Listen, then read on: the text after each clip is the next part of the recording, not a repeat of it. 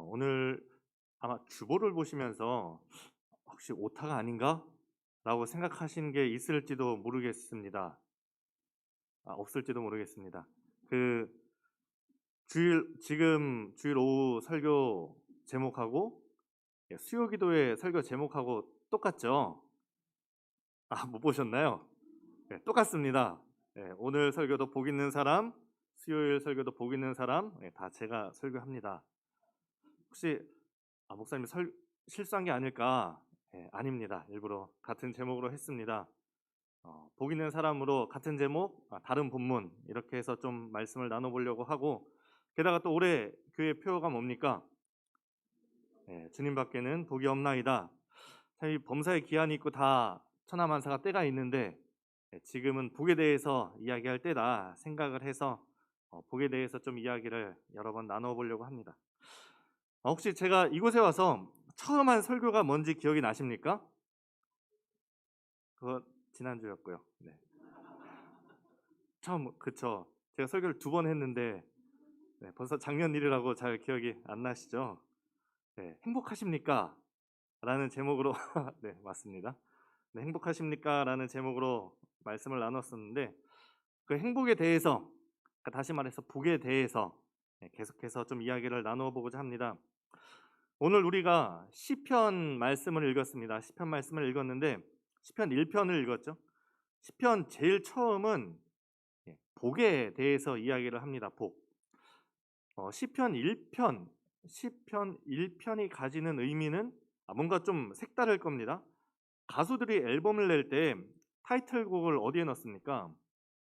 항상 거의 대부분 처음에 타이틀곡을 넣게 되죠. 시편이 총 몇 편입니까? 150편.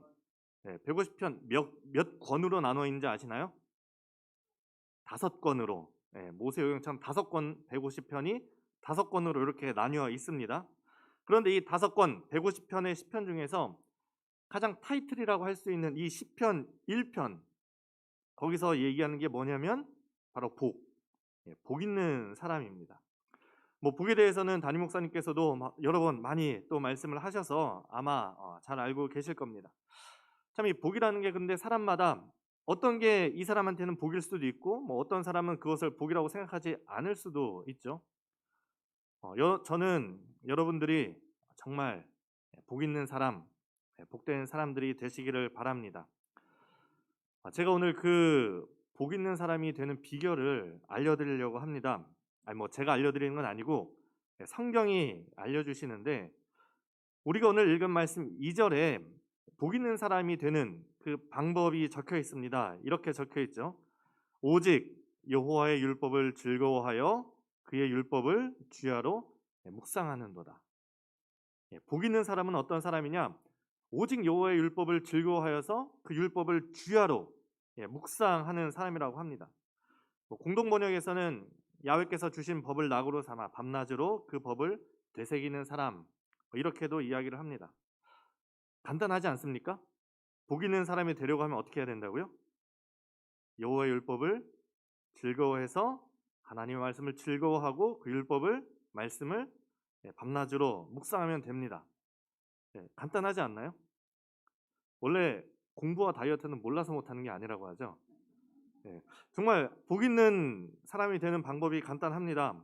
여러분은 어떠신가요? 여러분은 스스로 이렇게 보시기에 나는 복 있는 사람이다 이렇게 생각이 되십니까? 그런 사람이 되시기를 바랍니다. 여호와의 율법을 묵상한다고 했는데 묵상한다는 게 뭘까요? 묵상한다. 굳이 사전적인 의미를 찾으면 소리를 내지 않고 마음속으로 기도하거나 깊이 숙고하고 성찰하는 행위를 말한다고 하는데, 여기서 이제 묵상이 소리를 내지 않는다고 했는데 성경에서 말하는 묵상은 사실 실제 원어는 작게 읊조리는 것을 이야기를 합니다. 율법이 어떤 그림이나 상징이 아니라 글로 되어 있기 때문에 입으로 읽을 수 있는, 암송할 수 있다는 것이죠. 게다가 우리는 정말 복받은 사람입니다. 누구나 여러분 중에 아마 성경책 없는 사람이 없으시죠? 옛날에는 2000년, 3000년, 4000년 전에는 성경 글씨를 읽을 수 있는 사람도 없었고 책도 거의 없었습니다. 그러니 말씀을 어떻게 해야 됩니까? 날마다 외워야 되는 것이죠. 외우기 위해서는 날마다 읊조리면서 그것을 밤낮으로 묵상을 해야 되는 것입니다. 그러니까 생각하고 또 생각하고 그것을 입으로 읽고 외우고 이것이 묵상이라는 것이죠. 아이들이 보는 쉬운 성경에서는 여기 이 말씀을 밤낮으로 깊이 생각한다 이렇게 표현을 하기도 합니다. 그러면 우리가 꼭 말씀뿐만 아니라 무엇에 대해서 뭔가에 대해서 깊이 묵상을 하면 깊이 생각을 하면 어떻게 됩니까? 그것을 계속해서 생각하면 이 생각이라는 것이 힘이 있습니다. 그래서 이 우리가 뭔가를 계속해서 생각을 하면은 그렇게 변하게 됩니다. 제가 어렸을 때 아마 초등학교도 들어가기 전에 저희 외할아버지 댁에 가면 기억나는 게 두 가지가 있는데 한 가지는 결명자차였습니다.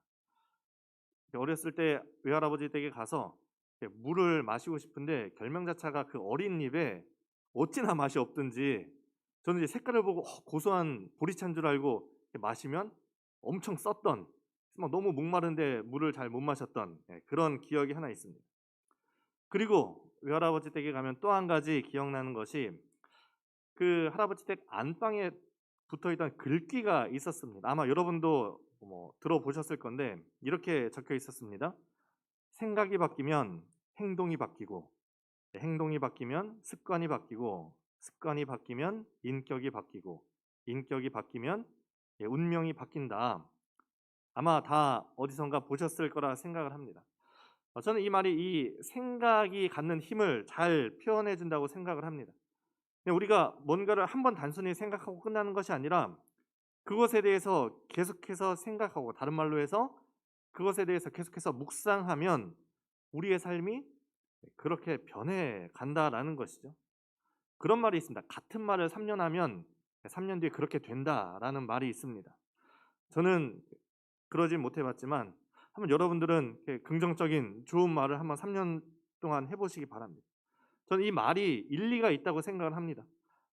어떤 사람이 동일한 생각을 가지고 3년을 살아간다면 그렇게 삶을 살아간다면 정말 인생이 그 삶의 방향이 그렇게 바뀔 수밖에 없는 것이죠. 그러니 우리가 생각을 바꾸면 분명히 우리의 행동이 바뀌고 바뀐 행동은 습관을 만들게 되고 습관은 삶을 바꾸는 그 힘이 되기에 삶까지도 운명까지도 바뀌게 되는 것입니다. 자, 여러분 지금 마음속에 무슨 생각을 하고 계십니까? 뭔가를 떠올려 보라 말씀드리면 여러분 뭐가 지금 딱 떠오릅니까? 다시 말해서 여러분의 삶의 중심이 되는 게 무엇이라고 생각하십니까? 말씀을 전하고 저희가 뭔가 매일매일 생각하게 되는 다시 말해서 묵상을 하게 되면 그렇게 삶이 변한다고 말씀을 드렸는데 만약에 운동선수들이 올림픽이 다가왔을 때 운동선수들이 어떤 생각을 할까요? 그 운동에 대해서 생각을 하겠죠. 달리기 선수는 내가 얼마나 언제 마지막 스퍼트를 해야 되고 언제 페이스 조절을 해야 되고 예전에 유명했던 그 컬링 선수들은 이걸 어떻게 던져야 되는지 복싱 선수들은 상대를 어떻게 피하고 아마 이런 것을 계속해서 생각을 할 겁니다. 내일이 경기 날인데 야 오늘 밤에 드라마 뭐 하지? 아마 이런 생각을 하면 아마 경기에서 지지 않을까 생각을 합니다. 아마 취미가 삶의 중심에 있는 사람들도 많이 있습니다. 저는 잘 못하지만 그 당구 잘 치는 사람들 얘기를 들어보면 당구 처음 배울 때 모든 게 다 그 당구판으로 당구대로 보인다고 합니다. 학교 수업을 해야 되는데 이렇게 칠판이 당구대로 보여서 여기서 이렇게 자려고 누우면 천장이 당구대로 보여서 이렇게 그런가요? 저는 당구를 잘 못 쳐서 잘 모르겠습니다만 그런 얘기를 많이 들었습니다. 자, 여러분이 즐거워하고 여러분이 깊이 생각하는 것 무엇이 있습니까? 내 중심에 있는 것, 내가 가장 많이 생각하게 되는 것이 뭔지 알아보는 간단한 방법이 있는데 한번 여러분도 만나 생각해 보십시오.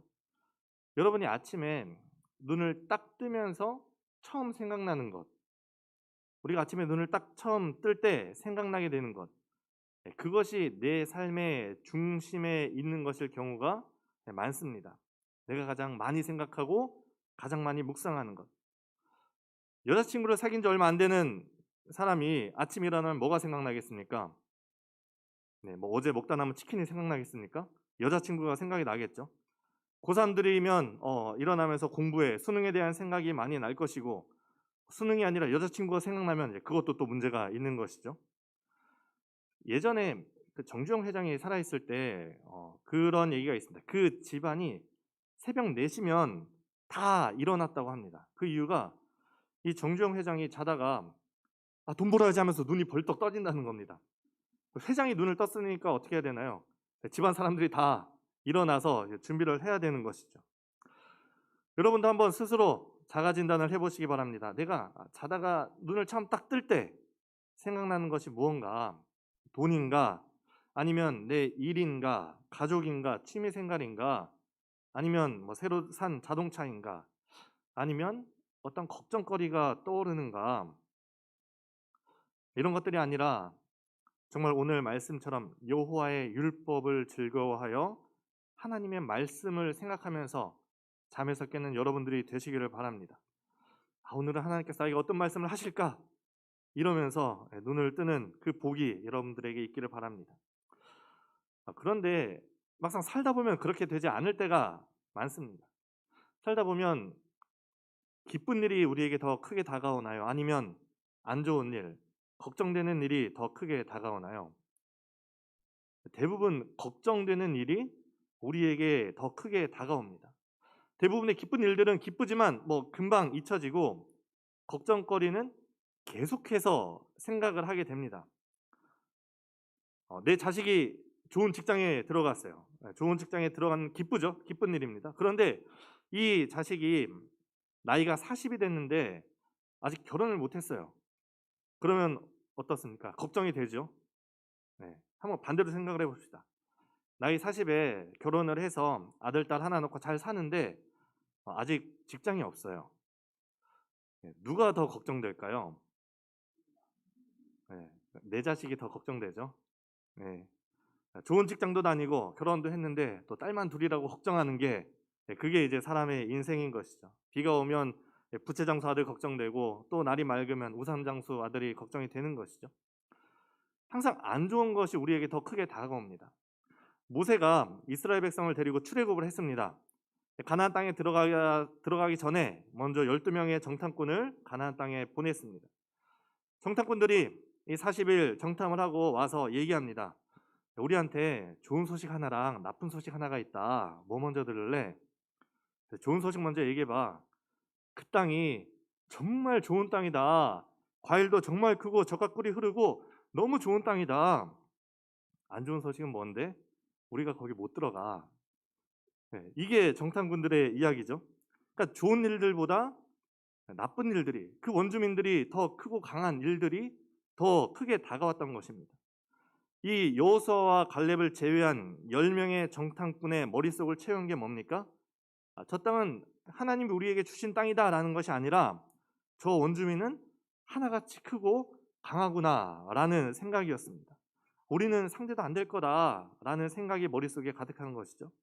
그러니 그 생각이 머릿속에 가득하니까 와서 보고할 때 뭐라고 보고합니까? 우리는 저 땅에 들어가지 못한다 라고 보고를 합니다. 그런데 여호수아랑 갈렙의 머릿속에는 뭐가 가득했습니까? 저 땅은 하나님께서 우리에게 주신 좋은 땅이다, 약속의 땅이다, 이 생각을 가지고 있었습니다. 이렇게 젖과 꿀이 흐르는 좋은 땅을 우리에게 주셨구나. 그러니 갈렙이 뭐라고 얘기합니까? 우리가 어서 올라가서 저 땅을 차지하자. 우리 빨리 좀 가자. 어서 좀 가자. 하나님이 주신 땅이다 라고 갈렙이 얘기를 한 것이죠. 이렇게 서로 달랐던 생각이 정탐꾼들의 행동을 바꾸고 이스라엘의 운명까지 바뀌게 된 겁니다. 미국의 한 심리학자가 했던 강연 내용을 좀 설명을 드리겠습니다. 제가 여기 물병이 있죠. 이 물병이 제가 보니까 200ml면은 한 200g 정도 되겠죠. 그렇게 뭐 무거운 무게가 아닙니다. 제가 이 컵을 들고서 한 10초 정도 이렇게 열어서 물을 마시는 데는 전혀 아무런 어려움이 없습니다. 그런데 이 무게보다 제가 말하고 싶은 것은 이 물을 들고 있는 시간을 얘기 드리고 싶은 겁니다. 이 물을 제가 한 10초, 30초 들고 있는 것은 아무런 문제가 되지 않습니다. 1분 정도 별 무리 없이 들고 있을 수 있겠죠. 근데 제가 설교 끝날 때까지, 예배 끝날 때까지 이 물을 들고 있으면 어떻게 되겠습니까? 여러분들이 저를 이상한 사람으로 보겠죠. 네. 아마 좀 팔이 꽤 아프고 마비가 될 겁니다. 근데 제가 예배가 끝나고 이 상태로 운전을 해서 집에 가면 어떻게 되겠습니까? 저희 아내가 저를 이상한 사람으로 보겠죠. 아마 저녁까지 이렇게 들고 있으라고 하면 아마 팔이 마비될 정도로 아프지 않겠습니까? 제가 컵을 들고 있는 시간을 다르게 한다고 이 물의 무게가 바뀌겠습니까? 물의 무게는 그대로 있는데 물의 무게는 시간에 따라서 변하지 않습니다. 우리 걱정거리도 마찬가지입니다. 우리에게 닥쳐온 문제를 우리가 잠깐 고민하고 생각하는 것은 크게 무리가 없습니다. 오히려 외면하기보다 문제에 대해 생각을 하고 해결 방안을 찾는 것이 필요하죠. 그런데 문제는 이러한 안 좋은 일이나 문제들, 걱정거리들이 우리에게 오면 어떻게 되느냐? 우리가 이것을 점점 묵상하게 됩니다. 점점 그것을 들고 있게 되는 것이죠. 계속해서 생각하고 어떡하지? 어떡하지? 계속해서 또 생각한다는 것이죠. 그리고 그것이 우리의 중심에 파고들어서 우리가 하루 종일 이 생각만 한다면 아마 우리의 삶이 그 문제들로 인해서 걱정거리로 인해서 아마 마비가 되어갈 것입니다. 성경이 말씀하셔. 너희 중에 누가 염려함으로 그 키를 한 자라도 더할 수 있겠느냐. 우리는 이 물을 내려놔야 합니다. 우리 안에 있는 부정적인 생각들을 내려놔야 합니다. 우리의 중심을 차지하고 있는 안 좋은 것들, 부정적인 것들을 내려놔야 합니다. 그리고 뭘로 채워야 합니까? 복 있는 사람은 오직 여호와의 율법을 즐거워하여 그의 율법을 주야로 묵상하는도다. 하나님의 말씀으로 우리를 채워야 되는 것이죠. 우리가 기분 좋게 하루를 시작하면서 아침에 출근을 하는데 아니면 이렇게 쓰레기를 버리러 가는데 거기서 평소에 꼴도 보기 싫어하던 사람을 만났습니다. 갑자기 기분이 안 좋아지죠. 그 생각이 우리의 머릿속에 들어옵니다. 갑자기 그 사람과 있었던 예전에 안 좋았던 일들도 생각납니다. 더해서 만약 이런 상황이라면 그 사람이 나한테 더 이렇게 했겠지? 있지도 않은 그런 일들까지 막 상상을 하면서 그 사람을 향한 미움이 점점 내 마음에 커져갑니다. 이 사람이 복된 사람입니까? 내려놔야 되죠. 그 물컵을 내려놔야 되고 그 안 좋은 생각을 내려놔야 됩니다. 잠깐 만나면서 좀 기분이 안 좋을 수 있습니다. 하지만 잠깐 생각나는 건 괜찮습니다. 그걸 내려놓으면 됩니다. 대신 뭘로 채워야 합니까? 그 안에 하나님의 말씀이 우리 안에 채워져 있어야 되는 것이죠. 예전에 그 분당에 아마 여러분이 다 아시는 유명한 목사님의 설교를 들은 적이 있습니다.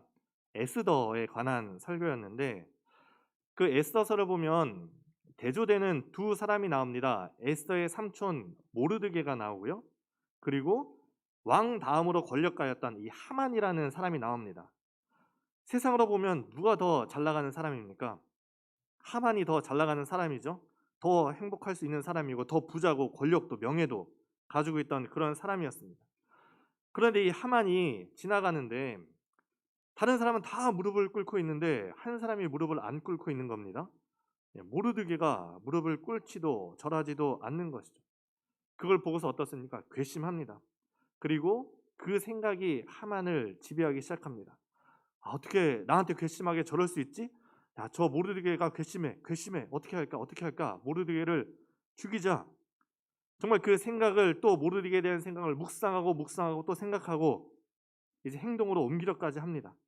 그래서 그 나무를 세워놓고 그곳에 모르드게를 달려고 하지만 마지막엔 어떻게 됩니까? 결국 하만 자신이 그 나무에 매달리게 됩니다.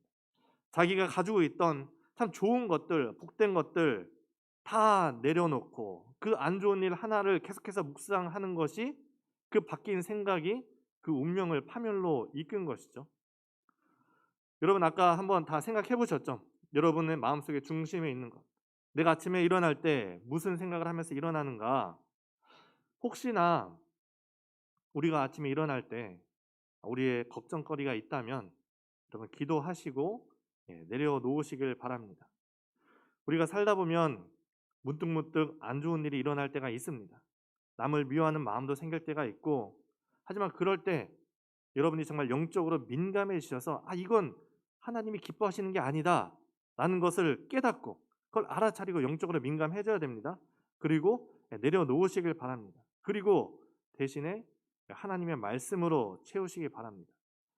그냥 여러분 마음속에 하나님의 생각과 하나님의 말씀이 정말 가득 채워져서 그런 안 좋은 생각, 쓸데없는 걱정, 미워하는 그런 마음들 들어오지 못하게 하시기 바랍니다. 그럴 때 여러분의 삶이 바로 하나님이 원하시는 삶이고 성경이 말하는 복 있는 사람이 되는 것입니다. 이제 한 달도 안 남아서 조금 있으면 이제 설이 다가오고 있습니다.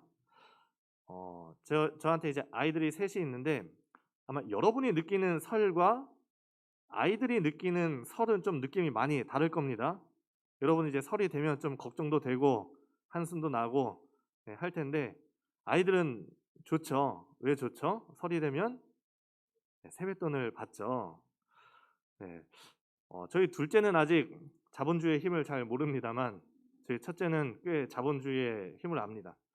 저희 첫째가 한 6살쯤 되었을 땐가 이제 설이 돼서 저희 부모님 댁에 갔습니다. 그리고 이제 부모님 댁에 가서 세배를 하고 세뱃돈을 받았습니다. 이 아이가 저희 첫째가 6살 때 이 돈이라는 게 힘이구나. 이게 있으면 내가 원하는 걸 살 수 있구나 라는 것을 깨닫고 엄마한테 얘기합니다. 엄마, 마트 가자. 마트는 어떤 곳입니까? 자기가 원하는 장난감을 이 힘으로 돈으로 살 수 있는 곳이죠. 근데 마트를 가자고 하는데 설 당일날 마트가 문을 엽니까? 안 열죠. 저희 첫째가 계속 엄마 마트 가자.